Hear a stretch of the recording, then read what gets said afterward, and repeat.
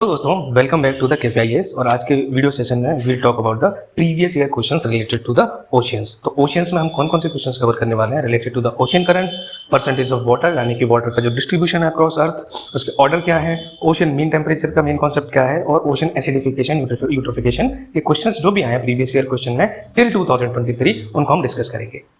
ठीक है, so let's begin. अब पहला क्वेश्चन की हम बात करते हैं। पहला क्वेश्चन क्या है जो कि यूपीएससी 2021 के प्रीलिम्स में आया है। क्वेश्चन कहता है with reference to the water on the planet Earth consider the following statements. पहला स्टेटमेंट है कि amount of the water in the river and lakes is more than the amount of ground water. अगर आपने order of water distribution का video देखा है, छोटा सा वीडियो है, तो ये आपके क्वेश्चन गलत हो ही नहीं सकते। इसको मैं एक छोटा सा मैं ब्रीफ दे दूंगा, लेकिन आई वुड सजेस्ट कि आप वो वीडियो देखें, लिंक आपको मिल जाएगा प्लेलिस्ट में, हम इजीली कैन फाइंड आउट। दूसरा, the amount of water in polar ice caps and glaciers is more than the amount of ground water. बिल्कुल है, ये डायरेक्टली लिफ्टेड फ्रॉम क्लास 7 की एनसीईआरटी से है। और पहला स्टेटमेंट बिल्कुल गलत है, दूसरा स्टेटमेंट बिल्कुल ठीक है। और वो क्यों है, ये ऑर्डर आप देख लेंगे तो आपको समझ आएगा। सबसे ज़्यादा ग्लेशियर आइस कैप्स में, उसके बाद ग्राउंड वाटर, उसके बाद ग्राउंड आइस परमाफ्रॉस्ट, उसके बाद लेक्स हैं, सॉइल मॉइस्चर, एटमॉस्फेयर। रिवर को देखो बहुत कम होता है, रिवर का सेकंड लास्ट आता है। उसके बाद बायोलॉजिकल वाटर होता है, लिविंग थिंग्स में। इसको थिंग्स है और ये डिटेल में बहुत डिस्कस कर लिया है हमने। You can refer to that video. Now come to the second question of the prelims. वो प्रीलिम्स में कौन से में पूछा गया था? वो पूछा गया था 2020 में। It's about ocean mean temperature, यानी कि ओशन का जो टेम्परेचर होता है 26 डिग्री सेंटीग्रेड आइसोथर्म पे ऑन एन एवरेज क्या होता है। तो with reference to the OMT पहला स्टेटमेंट क्या है, it is measured to a depth of 26 degree centigrade isotherms. Isotherms यानी कि वो लाइन उन प्लेसेस को ज्वाइन करती है जहां पर टेम्परेचर इक्वल हो, यानी 26 डिग्री सेंटीग्रेड आइसोथर्म है तो वो सारे प्लेसेस होंगे जो 26 डिग्री सेंटीग्रेड पे होंगे। ठीक है, आइसोथर्म बेसिक सा कॉन्सेप्ट है, थर्मली इक्वल प्लेस को ज्वाइन करने वाली लाइन है circle, which is 129 metre in the south western Indian Ocean. यानी कि जनवरी मार्च के दौरान साउथ वेस्टर्न इंडियन ओशन की 129 मीटर की डेप्थ में अगर हम 26 डिग्री आइसोथर्म के टेम्परेचर को मेजर करेंगे उसको हम कहते हैं ओएमटी। देखिए 129 मीटर जनरली इतना स्पेसिफिक नहीं होता ओशियन टर्म्स में, तो या तो एक रेंज होगी या एक थोड़ा सा अप्रोक्सीमेट नंबर होगा। तो फर्स्ट स्टेटमेंट सीम्स एब्सर्ड। ठीक है, दूसरे में देखते हैं OMT is collected during January to March, और ये ओशन मीन टाइम्स है, ये प्रिडिक्ट करने के काम आता है रेनफॉल को। वो कैसे प्रिडिक्ट करते हैं कि जो लॉन्ग टर्म मीन है, ओशन मीन टर्म देखा गया है लॉन्ग टर्म के लिए, उसके बेसिस पे हम देखते हैं कि कम है आ रहा है या ज़्यादा आ रहा है, और उसके बेसिस पे हम प्रेडिक्ट करते हैं रेनफॉल। सेकंड स्टेटमेंट बिल्कुल ठीक है, क्यों है कैसे थोड़ा सा हम देख लेते हैं। जब देखो हम पहला क्वेश्चन देखते हैं जो इनकरेक्ट है, उसमें मैंने कहा था कि 129 मीटर बहुत ऑकवर्ड सा लग रहा है, तो रेंज क्या होगी 50 to 100 मीटर्स, 129 मीटर्स नहीं होगी, इसलिए पहला गलत है।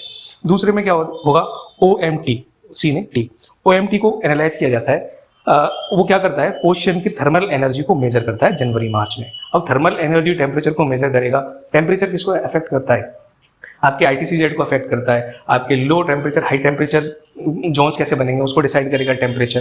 तो इससे क्या होगा, विंड सर्कुलेशन भी डिसाइड होता है, क्योंकि wind blows from high temperature to high pressure to low pressure. जहाँ पे टेम्परेचर ज़्यादा है वहाँ पे लो प्रेशर कंडीशंस है। तो ओवरऑल इंडियन मानसून को, समर मानसून आएगा उसको बेटर प्रिडिक्ट किया जा सकता है। समर मानसून उससे पहले ही हमने जनवरी मार्च में टेम्परेचर देख लिया और उसको प्रिडिक्ट कर सकते हैं। कैसे प्रिडिक्ट कर सकते हैं कि जो लॉन्ग टाइम ओशन मीन है टेम्परेचर है उससे कितना कम या कितना ज़्यादा आ रहा है, उसके बेसिस पे क्या टेम्परेचर रहेगा, क्या कंडीशंस रहेंगी, और मानसून विंड पैटर्न क्या रहेगा। करेक्ट, तो it is all about ocean mean temperature. Let's now understand the question which appeared in 2013।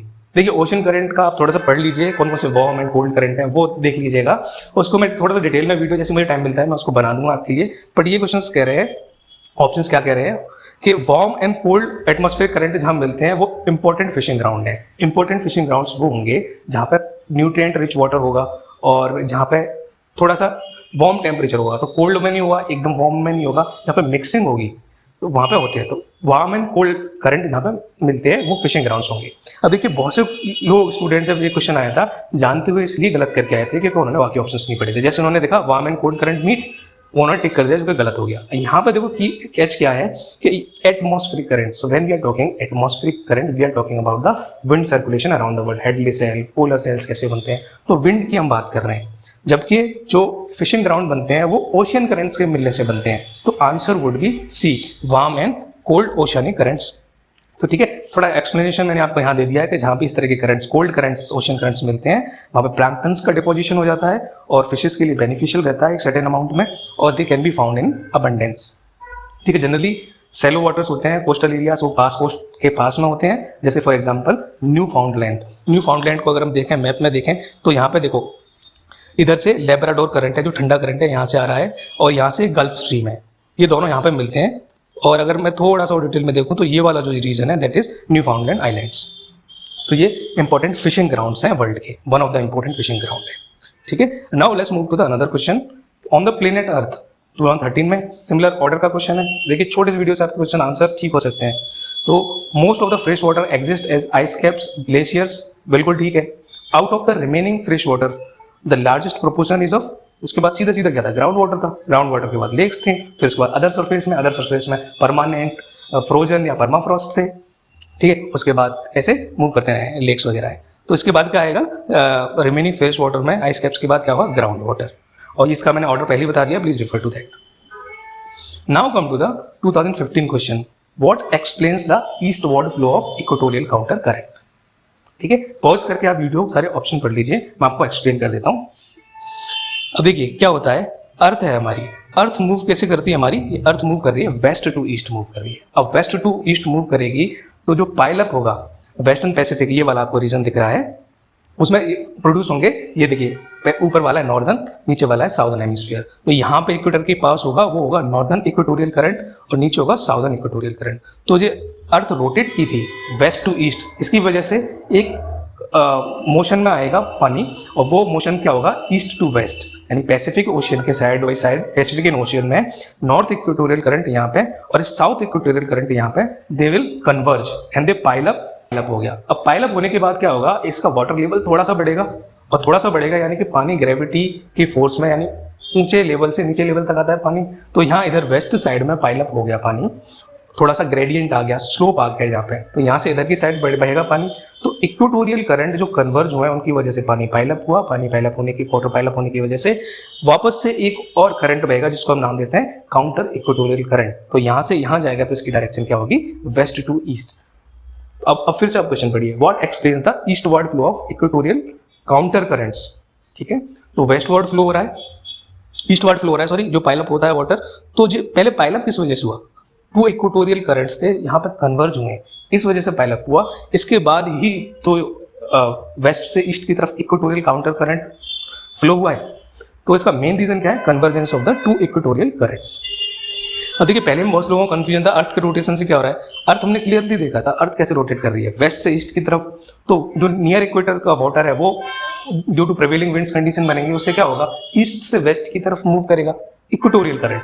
ठीक है, तो जो अर्थ का रोटेशन है उससे इक्वेटोरियल करंट का मूवमेंट होता है, और जो काउंटर इक्वेटोरियल करंट है जैसे सेकंड ऑप्शन में आप देख पा रहे हैं, वो पाइलअप होने की वजह से उसका फ्लो होगा वेस्ट टू ईस्ट। वो किसकी वजह से होगा, क्योंकि इक्वेटोरियल करंट की वजह से वाटर पाइलअप हो गया था।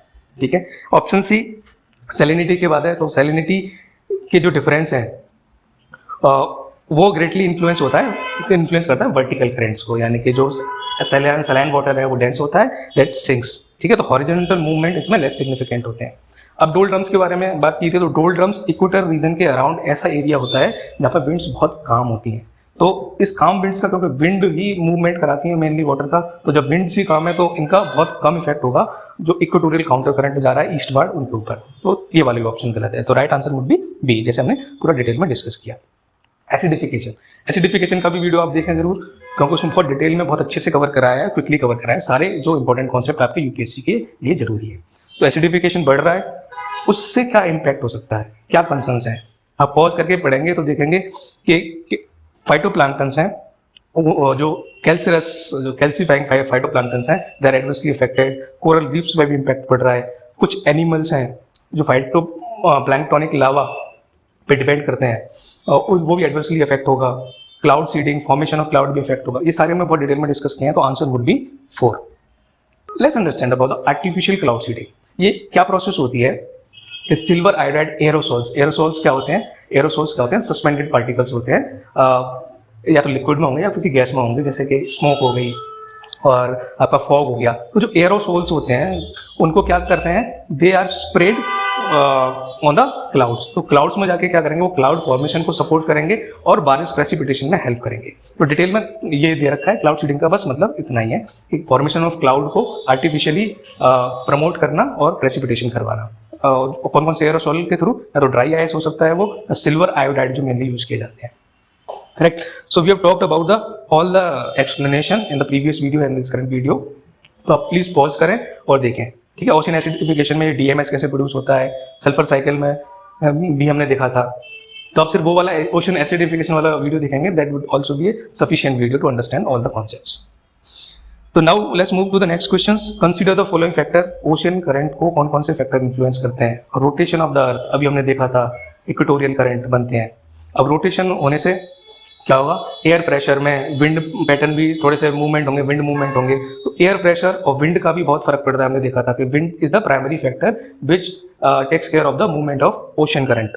तो बिल्कुल ठीक है। दूसरा एयर प्रेशर एंड विंड। तो एयर कैसे होती है, high pressure to low pressure, ठीक है, ये भी ओशन करंट्स को इन्फ्लुएंस करती है। तीसरा आता है density of ocean water. Dense water होगा, नीचे चला जाएगा, तो हॉरिजॉन्टल के बजाय वर्टिकल मोशन को इन्फ्लुएंस करेगा ओशन करंट्स को, ठीक है। लेकिन रिवॉल्यूशन की अगर देखें तो जनरली रिवॉल्यूशन से डायरेक्ट कोई इंपैक्ट ओशन करंट पे नहीं पड़ता। तो आंसर आपका सीधा सीधा होगा 1, 2 एंड 3, ठीक है। एक्सप्लेनेशन में जो मैंने आपको बताया था, थोड़ा मैंने आपके रेफरेंस के लिए यहाँ पे रखा है। Please go through this after pausing the video. Now let's move to the another questions. यहाँ पे सीधा सीधा ओशन करंट से पूछ लिया। जैसे मैंने कहा कि ओशन करंट्स का एक वीडियो मैं बना दूंगा, नहीं तो आप एक सिंपल सा मैप में से रेफर कर लें कि ओशन करंट्स कहाँ पे हैं, ठीक है। अब एक गिवन मैप में दिया हुआ है कि ओशन करंट के सर्कुलेशन ऐसे चलते हैं। तो इस मैप में ये वाले यहाँ पे देखिए, यहाँ पे दिया हुआ है कि which one of the following ocean currents. तो सीधा सीधा नाम पूछ रहा है कौन कौन से ओशन करंट्स हैं। इसमें अगर आप देखेंगे तो अगर आपको पता है ये फैक्ट बेस्ड है, तो मैंने थोड़ा सा डिटेल में बता दिया है कि ये मैंने इसका डिटेल में बताया, ये वाला क्रॉस सेक्शन लिया है। ये वाले जो करंट हैं, ये दिख रहे हैं आपको, दिस इज बेंगुला करंट। जो बेंगुला करंट होता है वो कोल्ड करंट होता है, पोलर रीजन की साइड से आ रहा होता है, ठीक है। और दूसरा जो करंट इसमें पूछा है Guinea current. Guinea current is this current, यहाँ पे आप देखो, ये होता है वार्म करंट, जो it flows east of Guinea along with the west coast of Africa. Guinea के अलॉन्ग ये यहाँ पे अफ्रीका के वेस्ट कोस्ट में फ्लो करता है। तो ये ओवरऑल मैंने आपको अंडरस्टैंडिंग के लिए 2 करंट बता दिए हैं, और ओवरऑल में एक बार हम देख लेंगे कि कौन कौन से करंट कहाँ कहाँ पे होता है। नहीं तो आई एडवाइस कि आप खुद ही एक बार वो जो मैप में जाएं और उनके करंट्स को देख लें, कौन से कोल्ड हैं, कौन से वार्म करंट है। जो कोल्ड करंट होते हैं वो पोलर रीजन से चलते हैं, और जो वार्म करंट होता है generally they start from the equatorial regions, तो वहाँ वार्म कंडीशंस ज़्यादा होती हैं। Now come to the next question which has appeared in the 2002 UPSC prelims. पहला, ocean currents are slow surface movement of the water in the ocean. दूसरा, they assist in the maintaining the earth heat balance. Earth के heat balance को देखो, कहीं पे अर्थ को insolation ज़्यादा मिल रहा है तो वहाँ पे टेम्परेचर अर्थ का ज़्यादा होगा, कहीं पे अर्थ को इंसोलेशन कम मिलता है तो वहाँ पे टेम्परेचर बहुत कम होगा। तो ऐसे तो एक जगह अर्थ बहुत ठंडी हो जाएगी, एक जगह बहुत ज़्यादा गर्म हो जाएगी। तो इसमें क्या होता है, हीट बजट मेंटेन करते हैं, तो मूवमेंट करती है इस हीट का। वो किससे पॉसिबल है, इधर थ्रू विंड्स और ओशंस के करंट पे। और फैक्टर पर मेजर फैक्टर ये 2 हैं, तो बिल्कुल हेल्प करते हैं हीट बैलेंस को बनाने में। तीसरा है, they are set in motion primarily by the prevailing winds. ये हमने डिस्कस कर लिया था कि विंड्स उसको मूवमेंट को प्राइमरली प्रिवेलिंग विंड्स हैं वो ओशन करंट को मोशन में लाने में हेल्प करती हैं, ठीक है। फोर्थ भी ठीक है कि कॉन्फ़िगरेशन जैसा हो कि किसी लैंड से टकरा रहा है या इधर से उधर मूव करता है, तो एक कॉन्फ़िगरेशन होता है, वो भी तो विंड जो ओशन करंट है उसको अफेक्ट करेगा, टोपोग्राफी वगैरह है। तो 2, 3, 4 statements are correct, but first is wrong. ये ओशन करंट्स होते हैं जो हमने एसिडिफिकेशन में भी देखा था, सरफेस मूवमेंट नहीं होता है वाटर का, सब सरफेस मूवमेंट यानी बिलो सरफेस मूवमेंट होता है ओशन करंट्स। तो आंसर इज 2, 3 एंड 4, ठीक है। So they are not slow most of the time, but they are also sub surface current. तो पहला गलत है और बाकी तीनों सही हैं। और फोर्थ में जैसे हमने बात की कि टोपोग्राफी और जो शेप है ओशन बेसिन का, बेसिन्स हैं और लैंड मासेस हैं आसपास, वो सारे इफेक्ट करते हैं ओशन, इन्फ्लुएंस करते हैं ओशन करंट्स को। तो इसका आंसर हो गया बी, जो हमने देख लिया। बस आज के में है इतने ही थे ओशन से रिलेटेड आपके प्रीवियस ईयर क्वेश्चंस, और नेक्स्ट वीडियो में आपसे मिलते हैं। तब तक के लिए आप स्वस्थ रहें, पढ़ते रहें। धन्यवाद।